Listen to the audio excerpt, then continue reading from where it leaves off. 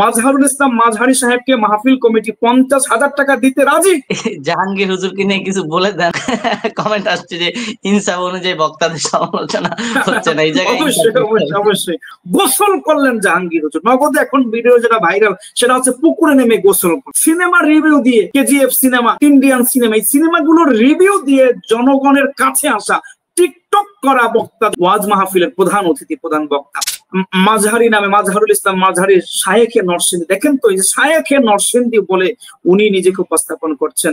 একজন বিকারগ্রস্ত একজন মানুষ, মানসিক প্রতিবন্ধী একজন মানুষ, তিনি কথা বলেন, তিনি আলেম, পড়াশোনা করছেন। আমি তার ব্যক্তি মাজহারুল ইসলাম মাজহারিকে নিয়ে আমার কোনো আক্ষেপ নাই, কিন্তু মাজহারুল ইসলাম মাজহারি পড়াশোনা মাদ্রাসায় করেছেন, আমার কোনো আক্ষেপ নাই। মাজহারুল ইসলাম মাজহারি দিনের কোনো কথা বলতে পারেন, এদের ব্যাপারে কোনো আক্ষেপ নাই। কিন্তু সত্যিকার অর্থে এদেশের জনতার কাছে আমার প্রশ্ন, মাজহারুল ইসলাম মাজহারি সাহেব, ওনার প্রতি আমি মর্যাদা রেখেই বলছি, উনি কি আসলে একজন স্কলার? মাহফিলের স্টেজগুলোতে স্কলার দরকার, কারণ ওনারা তালিম দিবেন, ওনারা মানুষকে কথা বলবেন, দিনের ফতোয়া দিবেন, কোরআন হাদিসের বিশদ তাফসীর করবেন। সেই যোগ্যতা কি মাজহারুল ইসলাম মাজহারি সাহেবের মধ্যে আল্লাহ তাআলা দিয়েছেন?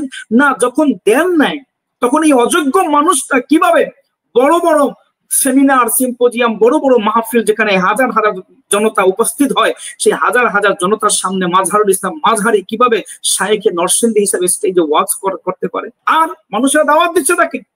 এই জন্য মাজহারুল ইসলাম মাজহারি, আপনার একজন বন্ধু ছিলেন রাশেদ মোশাররফ, আমার ভাই, উনি কয়েকটা ফোন রেকর্ড ভাইরাল করেছিলেন যে 50,000 টাকা তিনি ডিমান্ড করছেন।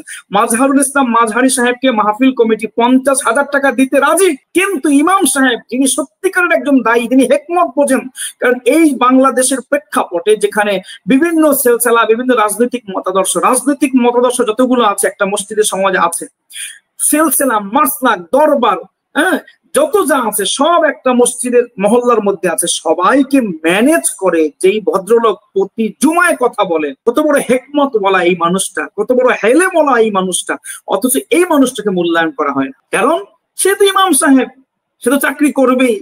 আবার আমাদের সমাজে কথা আমরা প্রচলিত বানিয়েছি যে যার নাই কোনো গতি সে করে ইমামতি। যারা আলেম রুকি বাটফার, আমি এদেরকে বাটফার বলছি, একমাত্র বাটফারেরাই পারে, কারণ তারা বক্তা হয়েছেই অনেক কাজ করি পড়িয়ে, এগুলো সহজে হয় নাই। আপনি বহুত বক্তা দেখবেন যে এদেশে তো ভাইরাল করছে, চোখের চশমার মধ্যে সামনে জনতা নাই, তারা ওয়াজ করছে, কাঁপিয়ে দিচ্ছে, ফাটিয়ে দিচ্ছে, উঠিয়ে দিচ্ছে, সিনেমার ব্রিফিং করছে, রিভিউ দিচ্ছে, বিভিন্ন, এগুলো তো মানুষ জানে। এখন এই যুগে তো এগুলো আবার নতুন করে বলার কিছু না, এগুলো মানুষ জানে। সিনেমার রিভিউ দিয়ে, কি যেন একটা সিনেমা, কেজিএফ সিনেমা, এই সিনেমার রিভিউ দিয়ে, এটা কি সেটা আবার একটা কি নামগুলো, আমার সিনেমার নামগুলো মনে আসছে না, যাই হোক, ইন্ডিয়ান সিনেমা, এই সিনেমাগুলোর রিভিউ দিয়ে জনগণের কাছে আসা, টিকটক করা বক্তা, জনগণের কাছে আসা, এরা হচ্ছে জনতা, এরা হচ্ছে ভাইরাল স্কলার, ওয়াজ মাহফিলের প্রধান অতিথি, প্রধান বক্তা। জাহাঙ্গীর হুজুরকে নিয়ে কিছু বলে দেন, তো এখানে মানে কমেন্ট আসছে যে ইনসাফ অনুযায়ী বক্তাদের সমালোচনা হচ্ছে না এই জায়গায়। অবশ্যই নেবার আমি যদিও বলেছিলাম একটা দিকে তো যাওয়া হচ্ছে না। জাহাঙ্গীর হুজুর দেখেন তিনি কি একটা আসন বানিয়েছেন, তার কাজটা কি আপনি বলেন তো? তার এই আসনে বসে একজন বক্তা, একজন স্কলার, তার কাজ হচ্ছে তিনি একটা আসন বানাবেন, সেখান থেকে যদি তিনি মিডিয়াতে কাজ করতে চান, তিনি ফতোয়া দিবেন। আপনি বলেন তো জাহাঙ্গীর হুজুর সাহেব, আমার নামটা ভাই আসলে আমি অতটা এক্সপার্ট না, আপনি তো জানেন, যে কারণে স্মরণ আসছে না। যদি কোনো দর্শক আমার কথার মধ্যে ইনসাফ হীনতা পেয়ে থাকেন তাহলে সেক্ষেত্রে আমি ক্ষমা চেয়ে নিচ্ছি। কিন্তু জাহাঙ্গীর হুজুরের কথা যখন বললেন, তিনি একটা আসন বানিয়েছেন, মিডিয়ার একটা রুম বানিয়েছেন, আমি মনে করি মাশাআল্লাহ ভালো কথা, একজন আলেম এটা বানাতে পারেন। যেমন শাইখ আহমদুল্লাহ সাহেব যখন কথা বলেন, এজন্য তিনি স্টেজ বানিয়েছেন, রুম স্টুডিও বানিয়েছেন, ক্যামেরা সেট আপ করেছেন, মাশাআল্লাহ, এগুলো মানুষ জানে। আমাদের ডক্টর কাবিরউদ্দিন সরকার সালি হুজুরের সাথে আমার ব্যক্তিগত সম্পর্ক আছে, আমি হুজুরকে বলি, হুজুর আপনি এই কাজগুলো করেন, এগুলো আপনার থেকে মানুষের নেওয়া দরকার আছে। জাহাঙ্গীর হুজুর যে স্টেজ বানিয়েছে, স্টুডিও বানিয়েছে, দরকার আছে, ঠিক আছে, কিন্তু জাহাঙ্গীর হুজুরের স্টুডিও থেকে আজ পর্যন্ত জাতি কোন একটা সমস্যার সমাধান পেয়েছে? কোন একটা ফতোয়া জাহাঙ্গীর হুজুরের স্টুডিও থেকে এসেছে? না।